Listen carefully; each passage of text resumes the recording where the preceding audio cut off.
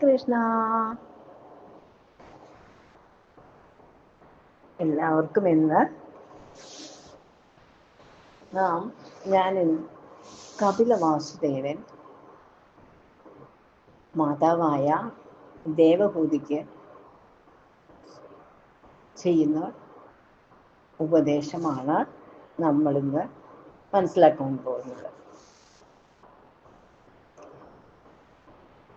മൈത്രേയ മഹർഷി വിദുരരുടെ അഭ്യർത്ഥന കൈക്കൊണ്ടുകൊണ്ട് വരാഹ അവതാരത്തെക്കുറിച്ചുള്ള വർണ്ണനയെല്ലാം കഴിഞ്ഞു.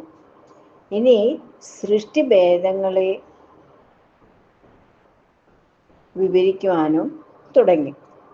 അപ്പോൾ കർദമ പ്രജാപതി തപസ് ചെയ്ത് ഭഗവാൻ നാരായണനെ പ്രീതിപ്പെടുത്തിയതിനു ശേഷം ആനന്ദപൂർവം അങ്ങനെ വസിച്ചു വന്നു. ഈ വേളയിലാണ് സ്വയംഭൂ മനു തൻ്റെ പുത്രിയായ ദേവഹൂതിയെ യോഗ്യനായ ഒരുവനെ കൊണ്ട് പരിണയം ചെയ്തു കൊടുക്കണമെന്ന് ആഗ്രഹിച്ചിരിക്കുകയായിരുന്നു.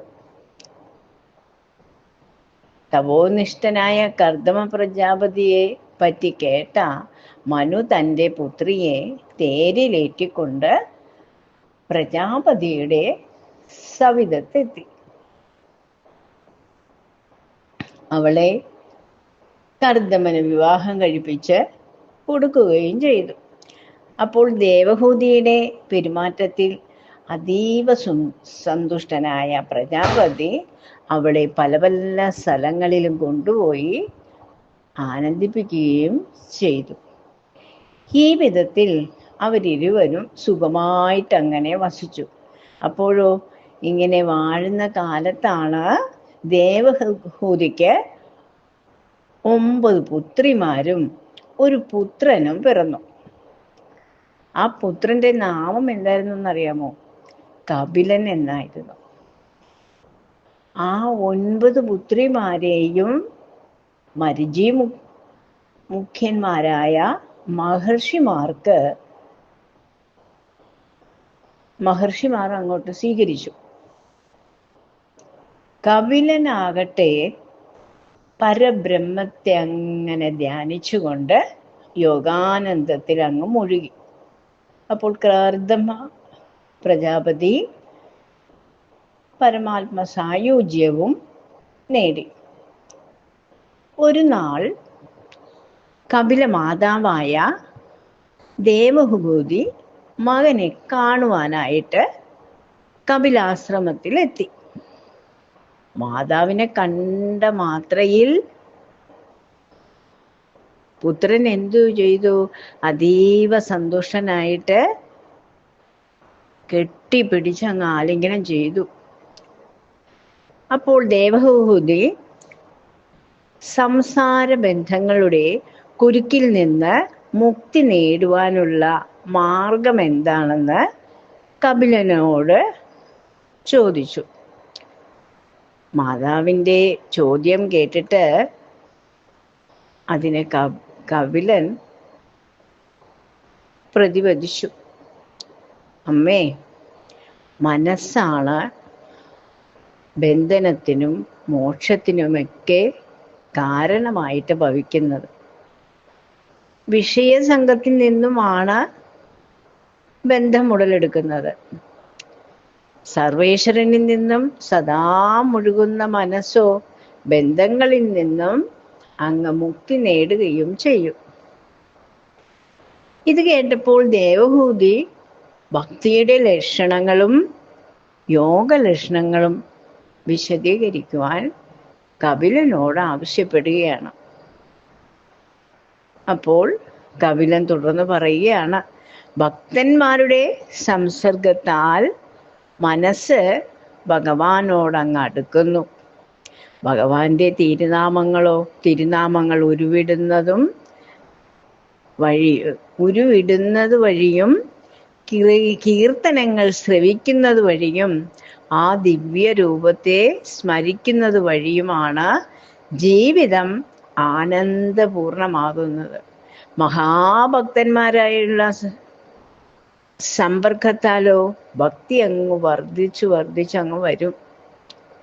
പ്രകൃതി, മഹത്തത്വം, അഹങ്കാരം, പഞ്ചതന്മാത്രകൾ, പഞ്ചഭൂതങ്ങൾ, ജ്ഞാനേന്ദ്രിയങ്ങൾ, കർമ്മേന്ദ്രിയങ്ങൾ എന്നിവയ്ക്കൊക്കെയും സാക്ഷീഭൂതനായിട്ട് ഭഗവാൻ അങ്ങനെ വർത്തിക്കുകയാണ്.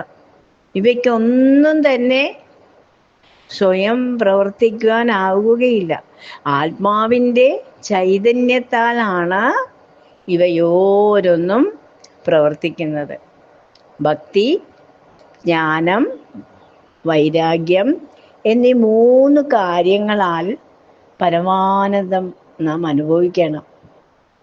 യമനിയമങ്ങളിൽപ്പെടുന്ന അഹിംസയും സത്യവും ആസ്തേയവും സ്വാധ്യായനവും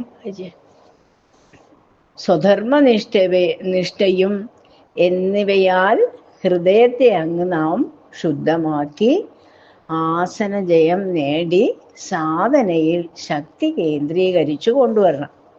ശേഷമോ പ്രാണായാമക്രിയയെ കൊണ്ട് നാഡി അങ്ങ് ശുദ്ധി വരുത്തണം. അപ്പോൾ മനസ്സിനെ വിഷയങ്ങളിൽ നിന്ന് നമുക്ക് മോചിപ്പിക്കാനും സാധിക്കും. ഇതിനെ പ്രത്യാഹാരം എന്നാണ് പറയുന്നത്. മനസ്സിനെ ഏകാഗ്രമാക്കുന്നതിനെ ധാരണയെന്നും പറയുന്നു.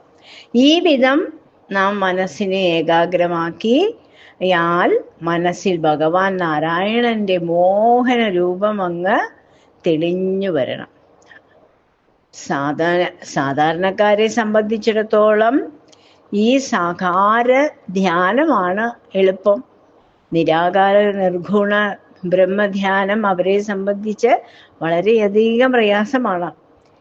ഏകാഗ്രമായ മനസ്സിൽ ഭഗവാന്റെ സ്മേരവതനം ഏറെ നേരം അങ്ങനെ കണ്ടുകൊണ്ടിരിക്കുവാൻ കഴിഞ്ഞാലോ സാധകൻ സമാധി അവസ്ഥയിലേക്ക് അങ്ങനെ നീങ്ങും.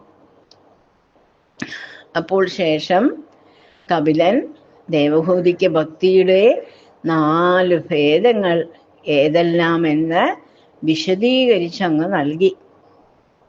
മരണത്തെക്കുറിച്ചും പുനർജന്മത്തെക്കുറിച്ചും ജനനത്തിന് മുൻപുള്ള നിശ്ചയങ്ങളെക്കുറിച്ചുമുള്ള കാര്യങ്ങളെല്ലാം ആ മാതാവ് തൻ്റെ പുത്രനിൽ നിന്നും തികഞ്ഞ ശ്രദ്ധയോടെ അങ്ങനെ കേട്ടുകൊണ്ടിരുന്നു. ഇതാണ് കപില വാസുദേവർ മാതാവായ ദേവഹൂതിക്ക് നൽകുന്ന ഉപദേശം. ഓം നമോ ഭഗവതേ വാസുദേവായ. സർവത്ര ഗോവിന്ദനാമ സങ്കീർത്തനം. ഗോവിന്ദ ഹരി ഗോവിന്ദ.